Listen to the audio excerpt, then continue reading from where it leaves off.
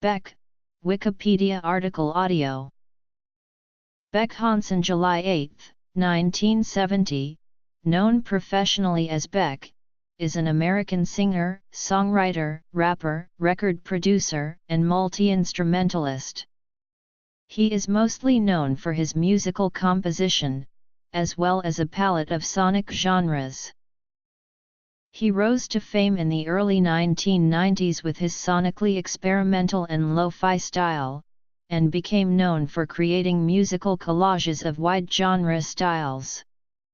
Today, he musically encompasses folk, funk, soul, hip-hop, electronic, alternative rock, country, and psychedelia.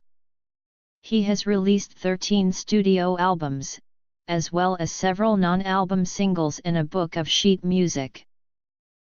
Early life. Career.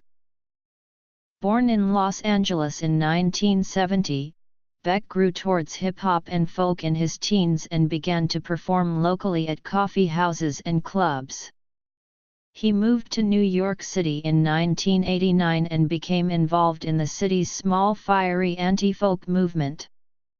Returning to Los Angeles in the early 1990s, he cut his breakthrough single Loser, which became a worldwide hit in 1994, and released his first major album, Mellow Gold, the same year. Adele, released in 1996, produced hit singles, topped critic polls and won several awards. He released the psychedelic Mutations in 1998, and the funk-infused Midnight Vultures in 1999. The soft acoustic Sea Change in 2002 showcased a more serious Beck, and 2005's Garrow returned to Adele's sample-based production. The Information in 2006 was inspired by electro-funk, hip-hop, and psychedelia.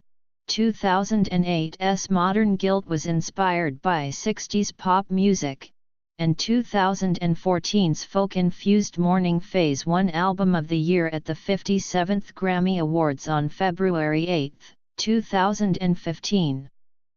His 13th studio album, Colors, was released in October 2017 after a long production process.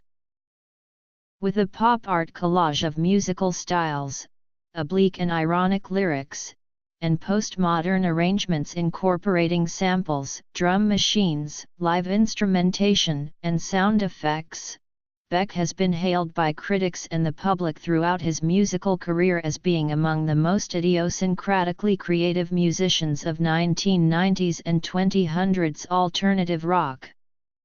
Two of Beck's most popular and acclaimed recordings are Adele and Sea Change, both of which were ranked on Rolling Stone's list of the 500 greatest albums of all time. The four-time platinum artist has collaborated with several artists and has made several contributions to soundtracks. Beck is married to actress Marissa Ribisi and is an active Scientologist. Beck was born in Los Angeles, to David Campbell and Bib Hansen. His father is a Canadian-born arranger, composer, and conductor who worked on hundreds of albums and numerous films. Beck's mother grew up amid New York's Andy Warhol factory art scene of the 1960s, where she was a Warhol superstar, but moved to California at age 17, where she met Campbell.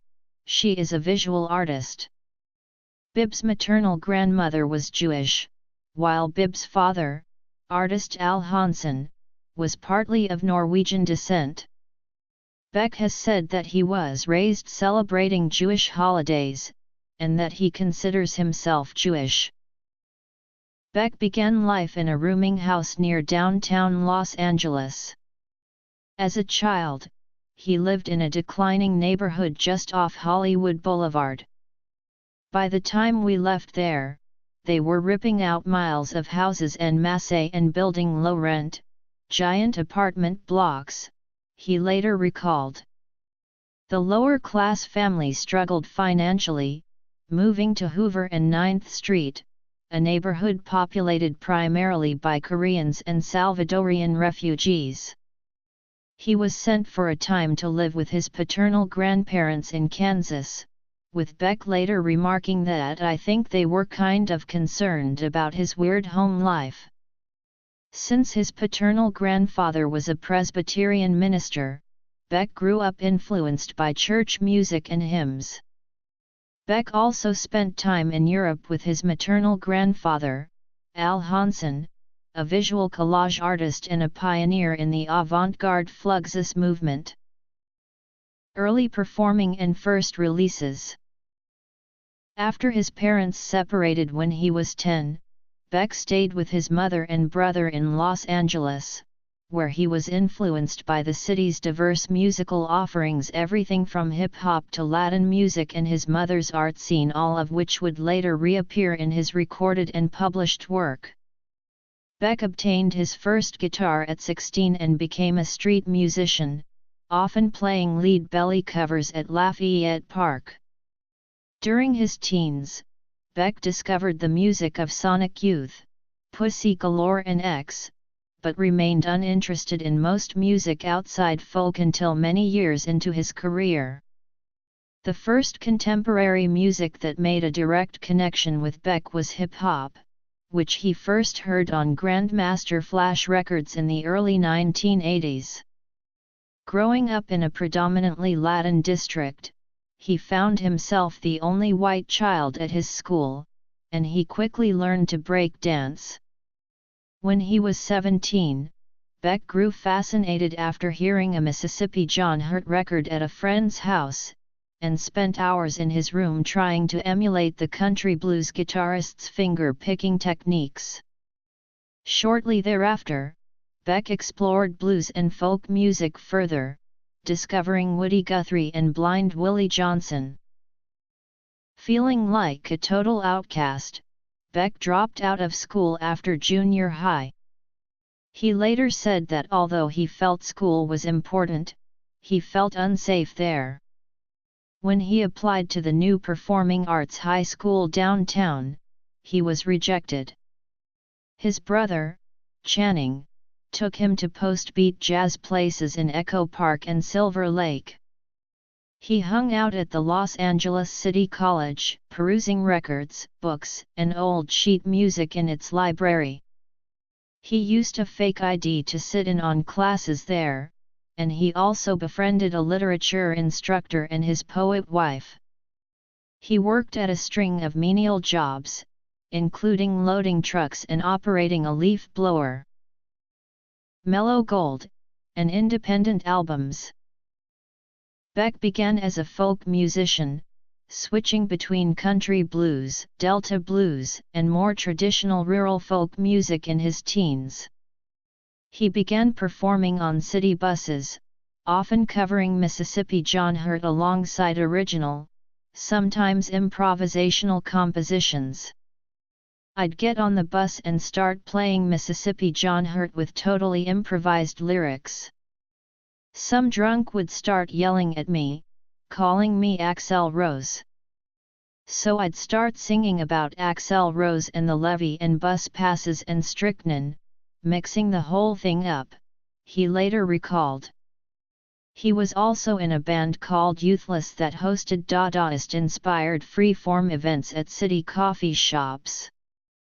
We had Radio Shack mics and this homemade speaker, and we'd draft people in the audience to recite comic books or do a beatbox thing, or we'd tie the whole audience up in masking tape, Beck recalled. In 1989, Beck caught a bus to New York City with little more than $8 and a guitar. He spent the summer attempting to find a job and a place to live with little success. Beck eventually began to frequent Manhattan's Lower East Side and stumbled upon the tail end of the East Village's anti-folk scene's first wave. Beck became involved in a loose posse of acoustic musicians including Cindy Lee Berryhill, Kirk Kelly, Paleface, and Latch, headed by Roger Manning, whose raggedness and eccentricity placed them well outside the acoustic mainstream. The whole mission was to destroy all the clichés and make up some new ones, said Beck of his New York years. Everybody knew each other. You could go up on stage and say anything, and you wouldn't feel weird or feel any pressure. Inspired by that freedom and by the local spoken word performers, Beck began to write free associative, surrealistic songs about pizza, MTV, and working at McDonald's, turning mundane thoughts into songs. Beck was roommates with Paleface, sleeping on his couch and attending open mic nights together. Daunted by the prospect of another homeless New York winter, Beck returned to his home of Los Angeles in early 1991. I was tired of being cold, tired of getting beat up, he later remarked. It was hard to be in New York with no money, no place. I kinda used up all the friends I had. Everyone on the scene got sick of me. Back in Los Angeles, Beck began to work at a video store in Silver Lake doing things like alphabetizing the pornography section. He began performing in Arthu's clubs and coffee houses such as Al's Bar and Rajai's. In order to keep indifferent audiences engaged in his music, Beck would play in a spontaneous, joking manner. I'd be banging away on a Son House tune and the whole audience would be talking. So maybe out of desperation or boredom, or the audience's boredom, I'd make up these ridiculous songs just to see if people were listening, he later remarked. Virtually an unknown to the public and an enigma to those who met him, Beck would hop on stage between acts in local clubs and play strange folk songs, accompanied by what could best be described as performance art while sometimes wearing a Star Wars stormtrooper mask. Beck met someone who offered to help record demos in his living room, and he began to pass cassette tapes around. Backlash and a delay. Eventually, Beck gained key boosters in Margaret Middleman, the West Coast's director of talent acquisitions for BMG Music Publishing, and the partners behind independent record label Bungload Custom Records, Tom Rothrock, Rob Schnapf, and Brad Lambert. Schnapf saw Beck perform at Jabberjaw and felt he would suit their small venture. Beck expressed a loose interest in hip-hop, and Rothrock introduced him to Carl Stevenson, a record producer for Rap-A-Lot Records. In 1992, Beck visited Stevenson's home to collaborate. The result, the slide, sampling hip-hop track Loser, was a one-off experiment that Beck set aside, going back to his folk songs, making his home tapes such as Golden Feelings, and releasing several independent singles. Mutations and Midnight Vultures. By 1993, Beck was living in a rat-infested shed near a Los Angeles alleyway with little money. Bungload issued Loser as a single in March 1993 on 12 vinyl with only 500 copies pressed. Beck felt that Loser was mediocre, and only agreed to its release at Rothrock's insistence. Loser unexpectedly received radio airplay, starting in Los Angeles, where college radio station KXLU was the first to play it, and later on Santa Monica College radio station KCRW, where radio host Chris Duritis played the song on Morning Becomes Eclectic, the station's flagship music program. I called the record label that day and asked to have Beck play live on the air, Duritis said. He came in that Friday, rapped to a tape of Loser and did his song MTV Makes Me Want to Smoke Crack. That night, Beck performed at the Los Angeles club Café Troy to a packed audience and talent scouts from major labels. The song then spread to Seattle through KNDD, and KROQ-FM began playing the song on an almost hourly basis. As Bungload struggled to press more copies of Loser, Beck was beset with offers to sign with major labels. During the bidding war in November, Beck spent several days in Olympia, Washington, recording material with Calvin Johnson of Beat Happening, which would later see release the following year on Johnson's K Records as One Foot in the Grave. Sea change. A fierce bidding war ensued, with Geffen Records A&R director Mark Cates signing Beck in December 1993 despite intense competition from Warner Brothers and Capitol. Beck's non-exclusive contract with Geffen allowed him an unusual amount of creative freedom, with Beck remaining free to release material through such small, independent labels as Flipside, which issued the sprawling, 25-track collection of pre-Loser recordings titled Stereopathetic Soul Manure on February 22 the following year. By the time Beck released his first album for Geffen, the low-budget, genre-blending Mellow Gold on March 1, Loser was already in the top 40 and its video in MTV's Buzz Bin. Loser quickly ascended the charts in the US, reaching a peak of number 10 on the Billboard Hot 100 singles chart and topping the Modern Rock Tracks chart. The song also charted in the UK, Australia, New Zealand, and throughout Europe. Beck's newfound position of attention led to his characterization as the King of Slackers, as the media dubbed him the center of the new so-called slacker movement. Critics, feeling it the essential follow-up to Radiohead's Creep, found vacantness in the lyrics of Loser strongly associated with Generation X, although Beck himself strongly contested his position as the face of the slacker generation. Slacker my ass. I mean, I never had any slack. I was working $1 for an hour job trying to stay alive. That slacker stuff is for people who have the time to be depressed about everything. Feeling as though he were constantly trying to prove myself, Beck suffered a backlash, with skeptics denouncing him as a self-indulgent fake and the latest marketing opportunity. In the summer of 1994, Beck was struggling and many of his fellow musicians thought he had lost his way. Combined with the song's wildly popular music video and the world tour, Beck reacted believing the attention could not last, resulting in a status as a one-hit wonder.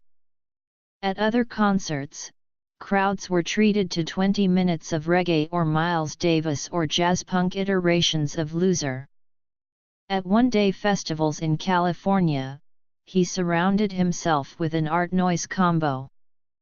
The drummer set fire to his cymbals, the lead guitarist played his guitar with the strings faced towards his body, and Beck changed the words to Loser so that nobody could sing along.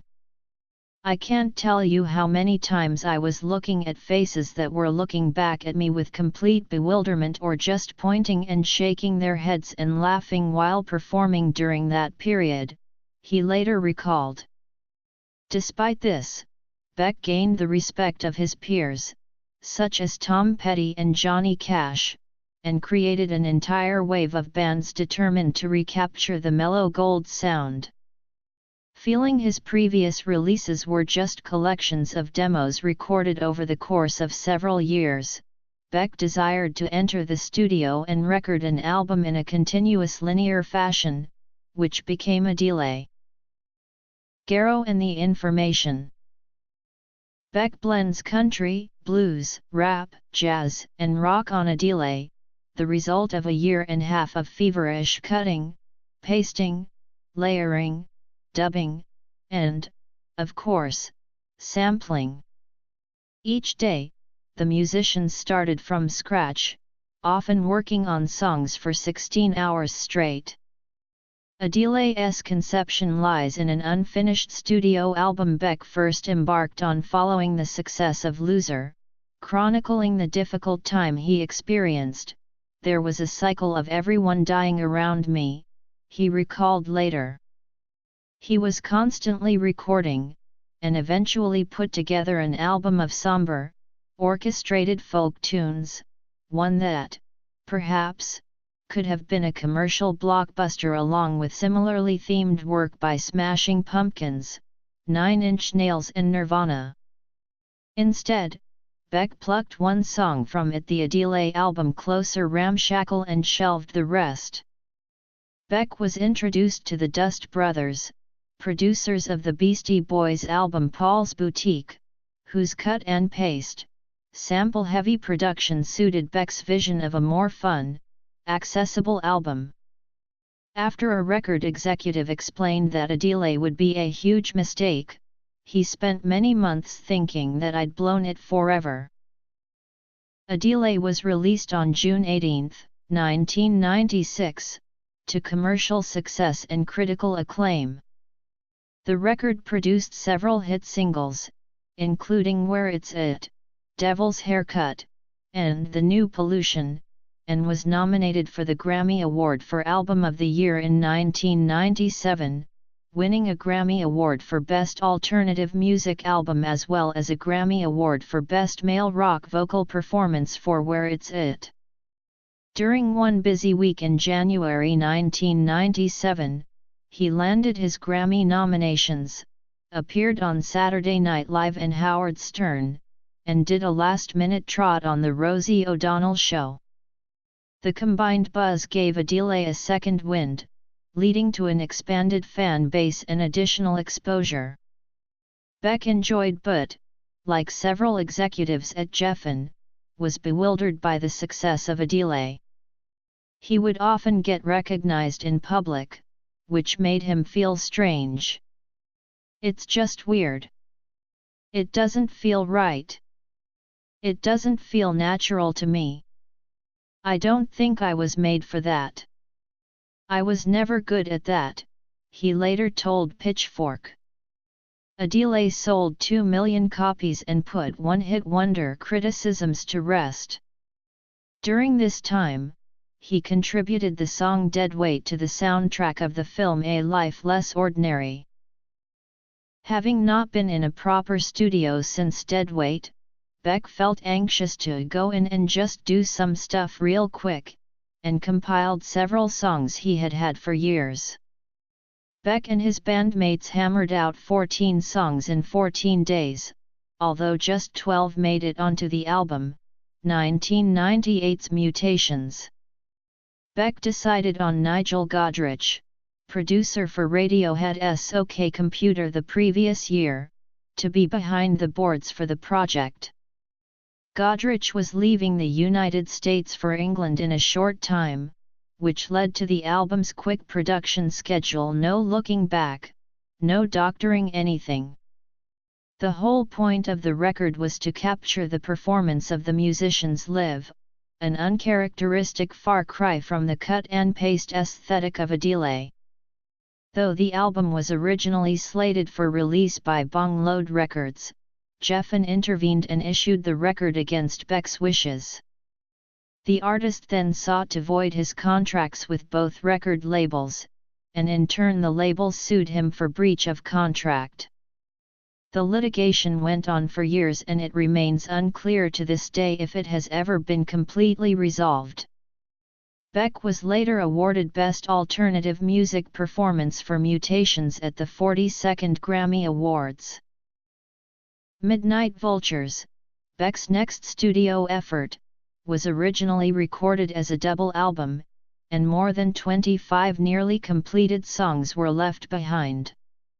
In the studio, Beck and producers studied contemporary hip-hop and R&B, specifically R. Kelly, in order to embrace and incorporate those influences in the way Al Green and Stax Records had done in previous decades. In July 1998, a core group began to assemble at Beck's Pasadena home: bassist Justin Meldal Johnson, keyboardist Roger Joseph Manning Jr., and producer-engineers Mickey Petralia and Tony Hoffer. Dozens of session players passed through, including Beck's father, David Campbell, who played viola and arranged some of the strings. The musicians held communal meals and mountain bike rides on dusty trails nearby, but remained focused on Beck's instructions, to make an up-tempo album that would be fun to play on tour night after night. "I had so many things going on," said Beck of the recording process. "I had a couple of rooms of computers hooked up, I was doing B-sides for Japan, I was programming beats in one room and someone would be cooking dinner in the other room." In November 1999, Geffen released the much-anticipated Midnight Vultures, which attracted confusion. Fans and critics misguidedly worried whether it was serious or a goof, and as a result, the New York Times wrote that the album never won the audience it deserved. The record was supported by an extensive world tour. For Beck, it was a return to the high-energy performances that had been his trademark as far back as Lollapalooza. The live stage set included a red bed that descended from the ceiling for the song Deborah, and the touring band was complemented by a brass section. Midnight Vultures was nominated for Best Album at the 43rd Annual Grammy Awards. In 2000, Beck and his fiancée, stylist Lee Lemon, ended their 9-year relationship. Beck lapsed into a period of melancholy and introspection, during which he wrote the bleak, acoustic-based tracks later found on Sea Change. Beck sat on the songs, not wanting to talk about his personal life. He later said that he wanted to focus on music and not really strew my baggage across the public lobby. Eventually, however, he decided the songs spoke to a common experience, and that it would not seem self-indulgent to record them. In 2001, Beck drifted back to the songs and called producer Nigel Godrich. Modern Guilt. Retailers initially predicted that the album would not receive much radio support, but they also believed that Beck's maverick reputation and critical acclaim, in addition to the possibility of multiple Grammy nominations, might offset Sea Change's non-commercial sound. Sea Change, issued by Geffen in September 2002, was regardless a commercial hit and critical darling, with Rolling Stone revering it as the best album Beck has ever made, an impeccable album of truth and light from the end of love. This is his blood on the tracks. The album was later listed by the magazine as one of the best records of the decade and of all time, and it also placed second on the year's Paz and Jop Critics poll. Sea Change yielded a low-key, theater-based acoustic tour, as well as a larger tour with the Flaming Lips as Beck's opening and backing band. Beck was playful and energetic, sometimes throwing in covers of the Rolling Stones, Big Star, The Zombies, and the Velvet Underground. Record club, song reader, production work, and non-album singles. Following the release of Sea Change, Beck felt newer compositions were sketches for something more evolved in the same direction, and wrote nearly 35 more songs in the coming months, keeping demos of them on tapes in a suitcase. During his solo tour, the tapes were left backstage during a stop in Washington, D.C., and Beck was never able to recover them. It was disheartening to the musician, who felt the 2 years of songwriter represented something more technically complex. As a result, Beck took a break and wrote no original compositions in 2003. Feeling as though it might take him a while to get back to that territory, he entered the studio with Dust Brothers to complete a project that dated back to a delay. Nearly half of the songs had existed since the 1990s. Garrow, Beck's 8th studio album, was recorded over the span of 9 months, during which several significant events occurred in his life. His girlfriend, Marissa Ribisi, became pregnant, they were married, their son, Cosimo, was born, and they moved out of Silver Lake. The collaboration with the Dust Brothers, his second, was notable for their use of high-tech measures to achieve a lo-fi sound. For example, after recording a sonically perfect version of a song at one of the nicest recording studios in Hollywood, the Dust Brothers processed it in an Echoplex to create a gritty, reverb-heavy sound. We did this high-tech recording and ran it through a transistor radio. It sounded too good, that was the problem. Initially due to be released in October 2004, Garrow faced delays and did not come out till March 2005, though unmastered copies of the tracks surfaced online in January. Garrow debuted at number 2 on the Billboard 200, selling 162,000 copies, an all-time sales high. Lead single E-Pro peaked at number 1 at Modern Rock Radio, making it his first chart topper since Loser. Beck, inspired by the Nintendo Core remix scene and feeling a connection with its lo-fi, home recording method, collaborated with artists 8-Bit and Pazza on Hell Yes, an EP issued in February 2005. In December 2005, Geffen also issued Garrowlito, a fully reworked version of Garrow featuring remixes by the Beastie Boys Ad Rock, the Dust Brothers John King and Scottish electronic duo Boards of Canada. Garrowlito combines remixes previously heard as B-sides and new versions of album tracks to make a track-by-track reconfiguration of the album. Also released in 2005 was a brief overview, a 12-track promotional-only History of Beck compilation CD sampler that featured a combination of older and newer Beck tracks. The Information, Beck's 9th studio album, began production around the same time as Garrow, in 2003. Working with producer Nigel Godrich, Beck built a studio in his garden, where they wrote many of the tracks.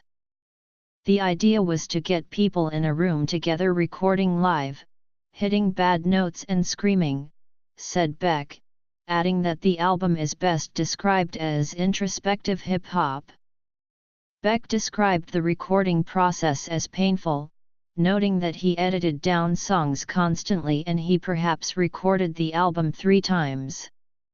For the release, Beck was allowed for the first time to fulfill a long-running wish for an unconventional rollout. He made low-budget videos to accompany each song, packaged the CD with sheets of stickers so buyers could customize the cover, and leaked tracks and videos on his website months ahead of the album's release. Digital download releases automatically downloaded the song's additional video for each single sale, and physical copies came bundled with an additional DVD featuring 15 videos. Morning Phase and Colors. Collaborations and contributions. Musical style. Art career. In 2007, Beck released the single Time Bomb, which was nominated for a Grammy Award for Best Solo Rock Vocal Performance. For his next studio effort, his 10th, Beck tapped Danger Mouse to produce, and the two first met in December 2007 to record. The duo knocked out 2 tracks in 2 days, but the notion that the album would be finished in a timely fashion soon evaporated. Beck had known Danger Mouse casually before, as many of his former musicians ended up working with Danger Mouse's side project, Gnarls Barkley. Still, the musicians were surprised at how well they got along. Following the grueling recording schedule, Beck was exhausted, calling it the most intense work I've ever done on anything, relating that he did at least 10 weeks with no days off, until 4 or 5 in the morning every night. Beck's original vision was a short 10-track burst with 2-minute songs, but the songs gradually grew as he fit 2 years of songwriter into 2.5 months. Modern Guilt was full of off-kilter rhythms and left-field breakdowns, with an overall 1960s vibe. Modern Guilt was the final release in Beck's contract with Geffen Records. Beck, then 38, had held the contract since his early 20s. Released from his label contract and going independent, Beck began working more heavily on his own 7-year-old label, which went through a variety of names. His focus on smaller, more quixotic projects, Beck moonlighted as a producer, working with artists such as Charlotte Gainsbourg, Thurston Moore, and Stephen Mockmus. Beck worked for 5 or 6 days a week at the small studio on his property in Malibu, and founded Record Club, a project whereby an entire classic album by the Velvet Underground, Leonard Cohen, INXS, Yanni would be covered by another singer in the span of a single day. Beck provided 4 songs for the film Scott Pilgrim vs. the World, each attributed to the title character's fictional band, Sex Bob OMB. Beck also collaborated with Philip Glass, Jack White, Tobacco of Black Moth Super Rainbow, Jamie Lydell, SCU Jorge, Childish Gambino, and The Lonely Island. Song Reader, a project Beck released in December 2012, is 20 songs presented only as sheet music, in the hopes that enterprising musicians will record their own versions. The idea of Song Reader came about nearly 15 years prior, shortly after the release of Adele. When sent a book of transcribed sheet music for that album, Beck decided to play through it and grew interested in the world before recorded sound. He aimed to keep the arrangements as open as possible, to recreate the simplicity of the standards, and became preoccupied with creating only pieces that could fit within the Great American Songbook. In 2013, Beck began playing special Song Reader concerts with a variety of guests and announced he was working on a record of Song Reader material with other musicians as well as possibly a compilation of fan versions. In the summer of 2013, Beck was reported to be working on 2 new studio albums, one a more self-contained acoustic disc in the vein of One Foot in the Grave and another described as a proper follow-up to Modern Guilt. Beck expected to release both albums independently, and released 2 stand-alone singles over the course of the summer, the electro ballad Defriended and the chorus-heavy I Won't Be Long. A third single, Gimme, appeared on September 17. In October 2013, it was announced that Beck signed to Capitol Records. On January 20, 2014, Beck released the track Blue Moon, which was to be the lead single for his 12th studio album, Morning Phase. On February 4, second single Waking Light was released, just prior to the official release of Morning Phase on February 21, 2014. For the recording of the album, Beck reunited with many of the same musicians with whom he had worked on the critically acclaimed 2002 album Sea Change, and likely because of this, it has been noted that the 2 albums have a similar genre. On February 8, 2015, at the 57th Annual Grammy Awards, Morning Phase won 3 Grammys: Best Engineered Album, Non-Classical, Best Rock Album, and Album of the Year. Upon receiving the Album of the Year award, the album beat out Pharrell Williams's GIRL, Beyoncé's self-titled album, Sam Smith's In the Lonely Hour, and Ed Sheeran's X. In the time after Morning Phase's release and general critical success, Beck mentioned that he had been working on another album at around the same time, but that the new album would be more of a pop record. Shortly after Morning Phase's Grammy wins, on June 15, 2015, Beck released the first single titled Dreams off this upcoming 13th studio album. "I was really trying to make something that would be good to play live," he said shortly after its release. However, no further word was heard from Beck pertaining to the release of the album. On June 2, 2016, almost a year after the initial release of Dreams, Beck released a new single titled Wow, along with a lyric video of the song and an announcement that his still untitled album would be released on October 21, 2016. In September 2016, the album was delayed with no new release date announced and, on September 24, Beck said he didn't know when it's coming out. "It's probably in a few months." Once again, however, no further singles were released and no new release date was scheduled for the album. Personal life. On August 11, 2017, Beck announced that his 13th studio album would be titled Colors and would be released on October 13.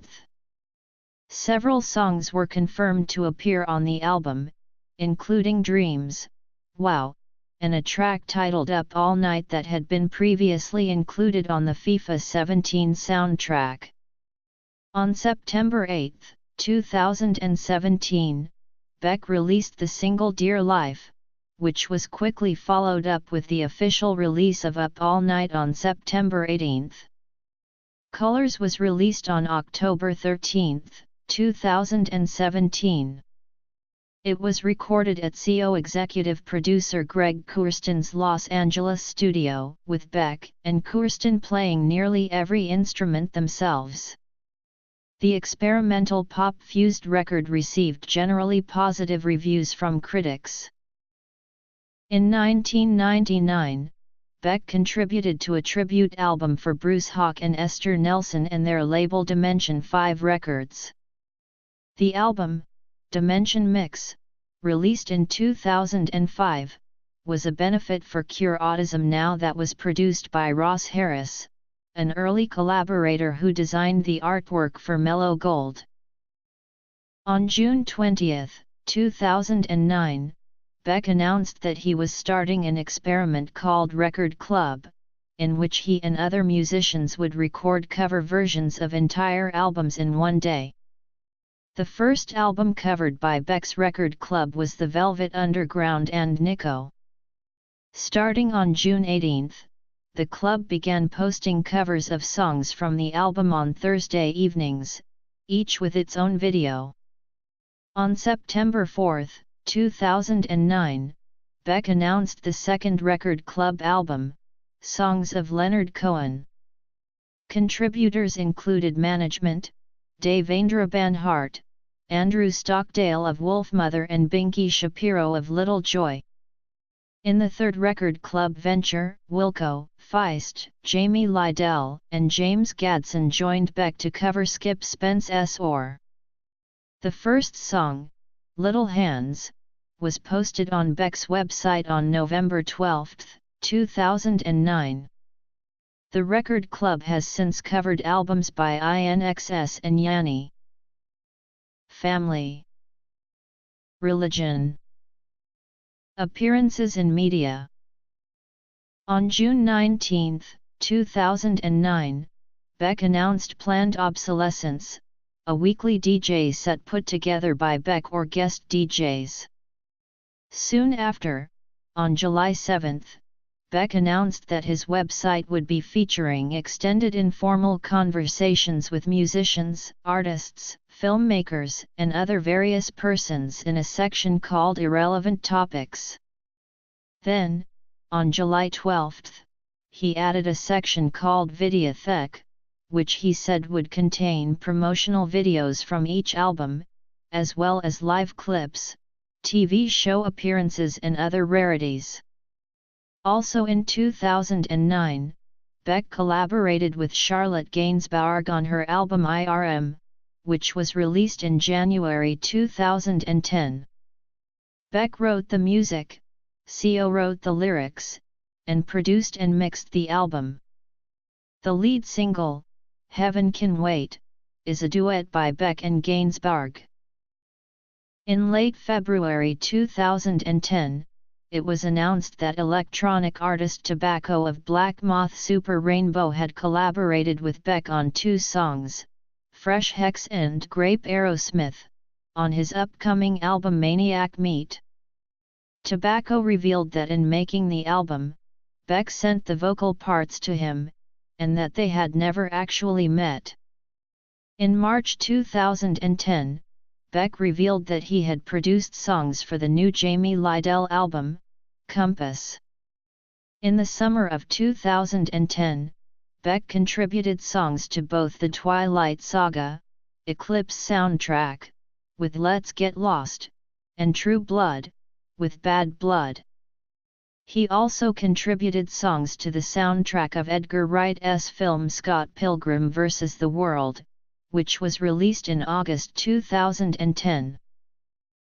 In 2011, he collaborated with SCU Jorge on a track titled Tropicalia for the Red Hot Organization's most recent charitable album Red Hot and Rio 2, a follow-up to the 1996 album Red Hot and Rio.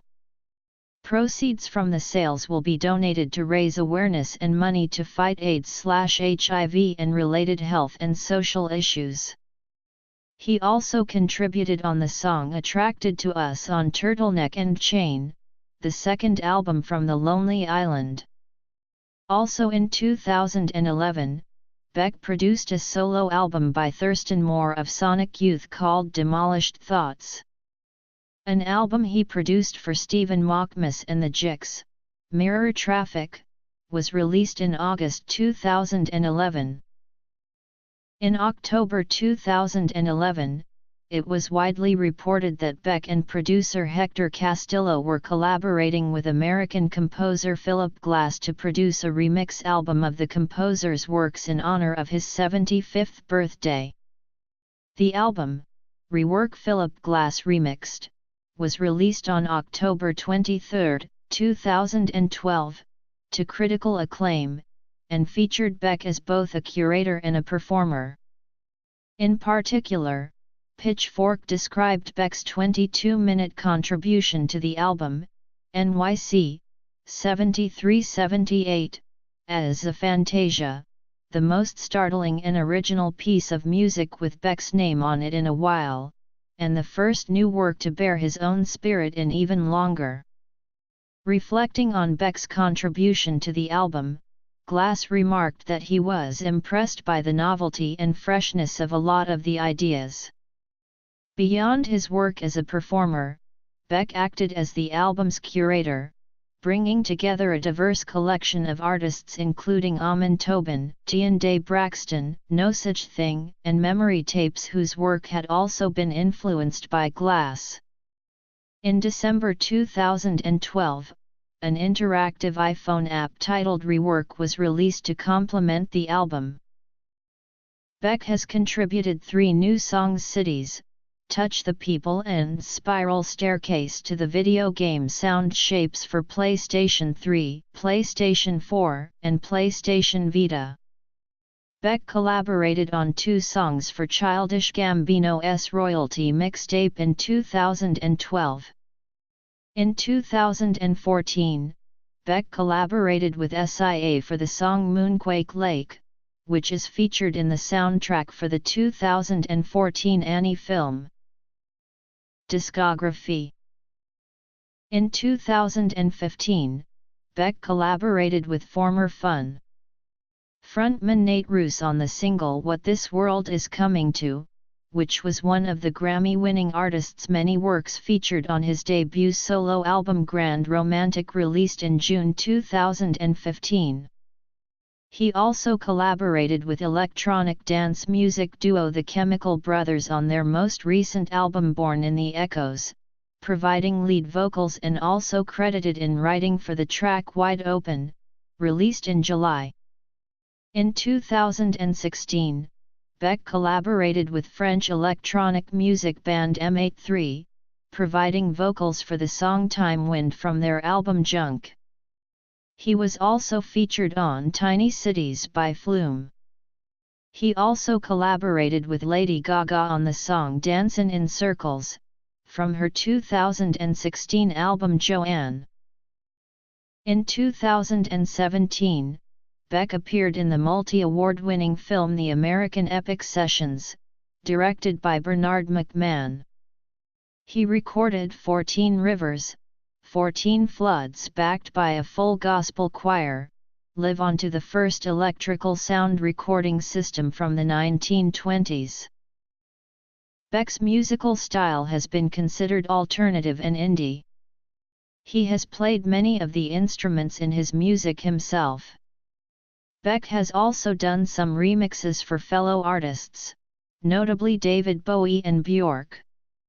He has been known to synthesize several musical elements together in his music, including folk, psychedelia, electronic, country, Latin music, hip-hop, funk, soul, blues, noise rock, and many types of rock.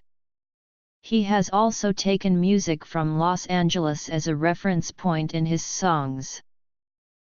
Beck has an irreverent style of sampling, often using such sources as obscure films to splice together cuts of people talking in the background of his music, or various other found sounds to create sound collages in the background of his music. Pitchfork Media applauded Midnight Vultures, saying, "Beck wonderfully blends Prince, Talking Heads, Paul's Boutique, Shake Your Bon Bon, and Mathlete on Midnight Vultures, his most consistent and playful album yet." The review continued to comment on Beck, saying that his mix of goofy piety and ambiguous intent helped the album. A Beck song called Harry Parch, a tribute to the composer and his corporeal music, employs Parch's 43-tone scale. During 1998, Beck's art collaborations with his grandfather Al Hansen were featured in an exhibition titled Beck and Al Hansen, Playing with Matches, which showcased solo and collaborative collage, assemblage, drawing and poetry works. The show toured from the Santa Monica Museum of Art to galleries in New York City and Winnipeg, Manitoba, in Canada. A catalog of the show was published by Plug-in Editions/Smart Art Press. Beck's 9-year relationship with designer Lee Lemon and their subsequent breakup is said to have inspired his 2002 album, Sea Change. He wrote most of the songs for the album in 1 week after the breakup. Beck married actress Marissa Ribisi, the twin sister of actor Giovanni Ribisi, in April 2004, shortly before the birth of their son, Cosimo Henri. Ribisi gave birth to their daughter, Tuesday, in 2007. Marissa and Giovanni Ribisi were delivered by Beck's mother, Bib Hansen. Beck suffered a spinal injury while filming the music video for 2005's E-Pro. The incident was severe enough to curtail his touring schedule for a few years, but he has since recovered. Beck has self-identified both as Jewish and as a Scientologist. Beck has been involved in Scientology for most of his life. His wife, Marissa, is also a second-generation Scientologist. Beck publicly acknowledged his affiliation with Scientology for the first time in an interview published in the New York Times Magazine on March 6, 2005.